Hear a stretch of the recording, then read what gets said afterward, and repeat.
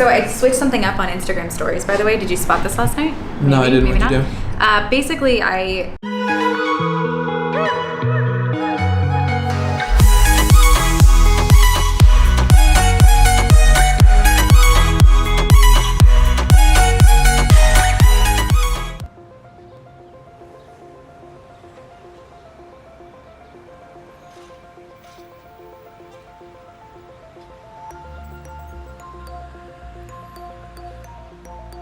sure that we're lifting up the voices of our community. So we post about our webinars, we post about and also lifting up the other people in the community. So we share a lot of content.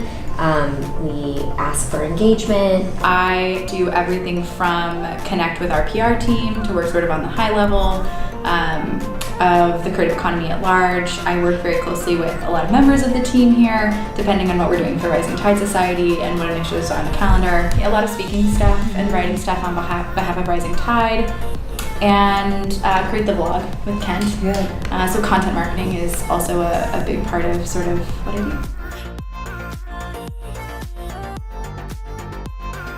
I didn't know that. Wait, you didn't know that Kalamazoo was a real place? It sounds made up. Oh my gosh. No offense to anyone that lives in Kalamazoo. Kent, put the map up right here. Absolutely, and I think everyone's been very insightful about how they're bringing stuff to the table, and even I know Jess Korea, I'm kind of bummed for anyone that wasn't there that day, but she completely blew us away with her presentation on Pinterest. Really working with them to bring more value. I mean, essentially, as Jules said, the idea here is we want to prove out a network effect, and what that means, separate from virality, because most people think, oh, network effect means rapid growth. Well, it often leads to rapid growth, but what we want to prove is the network effect itself, which is for each new member brought into the community, there is additional value added, and so it creates this value-rich organization. So we ran a lot of different analysis on where we already have the most promising opportunities, and so right now in LA, and I can pull the numbers for you later, we basically have the highest number of members already. Mm-hmm. It also shows growth. Now there are areas of the country that actually show more of a network effect opportunity in the community. Baltimore and DC are one of them. However, LA is a lot closer. We also have good roots there. Not rushed, but rather quick way. So let me screen share. Give me a second, guys.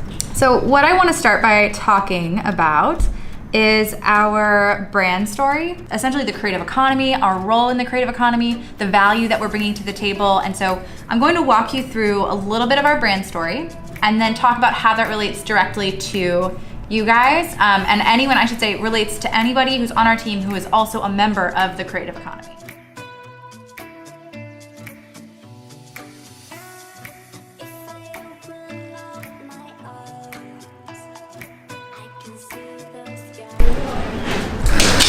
Bunch of responses. So I switched something up on Instagram stories, by the way. Did you spot this last night? No, I didn't. What did you do? Basically, I usually am using stories specifically for video. So I'm creating video content, sharing it on stories. My really good friend, Miles, who is out of Atlanta, he will actually share an image and then subsequently share text over the image in like 6 different images. So it ends up being sort of a prolonged amount of time, but it's a static image and he's just putting text on it, saving the photo, re-uploading it, adding more text to the exact same photo, and almost kind of creating the story on top of an image. And it performed really well. Like the retention on it was very high. Can you show me the story? Yeah, absolutely. So it's just like this. It's a single photograph with text, right?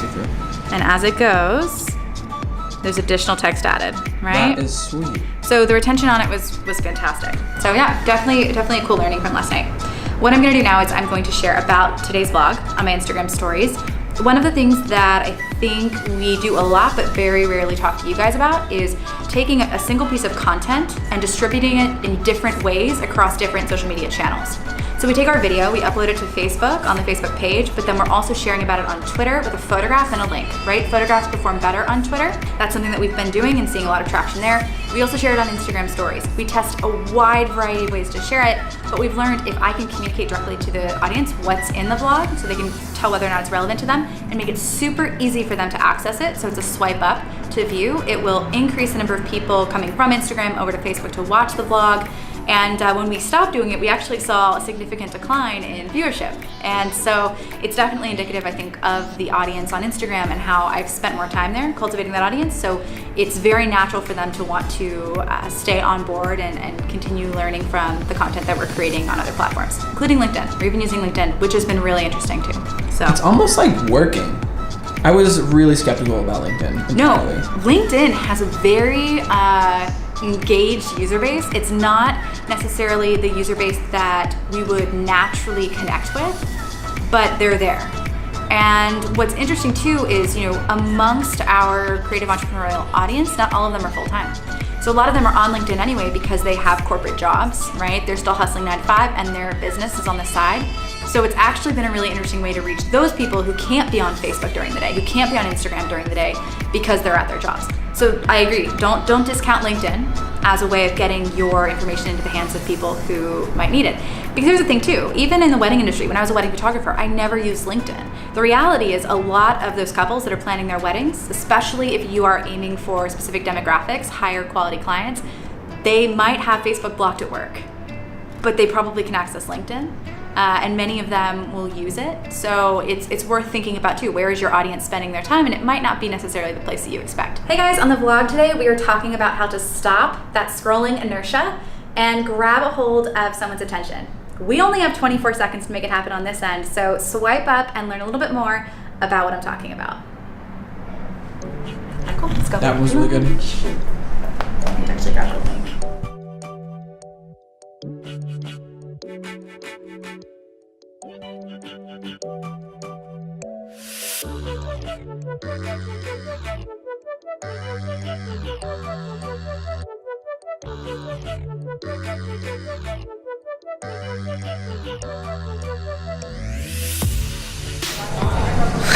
This feels so official. Do you like the new setup? I do. This is really cool.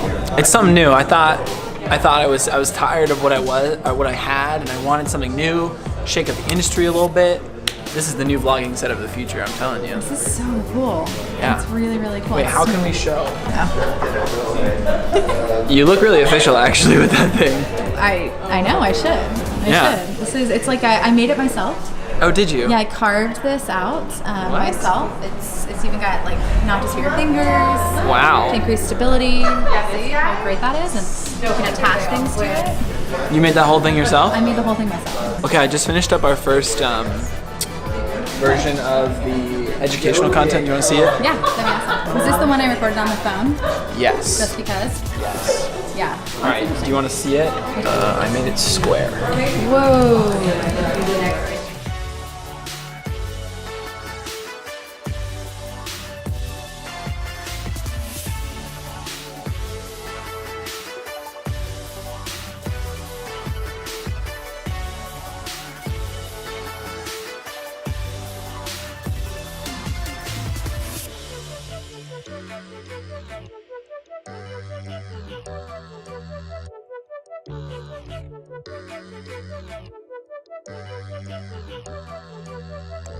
Natalie out in the wild. Wait, it's still light out, and we're not Out in the working. wild. Oh gosh. What? Oh my So gosh. Is this true. wild Kate? Oh my gosh. It's Kate in the wild. Hey! She's like, I don't know them. Yeah, I don't she's know them. embarrassed. I'm not. That's with our them. friend Kate! Oh, she's walking away. That's our friend! Hey Kate. I know her. I just want to make sure I document as much of you not in the office as possible. Good. I'm glad because this is a rare occurrence. You will never see it again. Only when Kate comes in town does Natalie come out. It's like once every 5 months. This is your fault now. It is my fault. Yeah. If only Kate came out more often, then I would have a life. Yep. That's about right. Right? Yeah. What'd you get up to? A lot of meetings? A lot of meetings.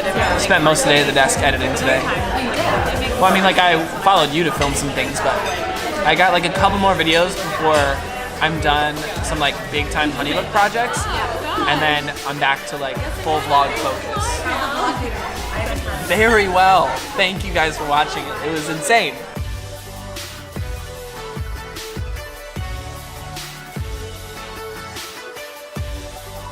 Whoa there. By Right Creamery, a must-go, must-have in San Francisco. Really? Mm-hmm. This, I tasted this. They let me try almost every flavor. Yeah, and they're like 10, and I saw you try like 8.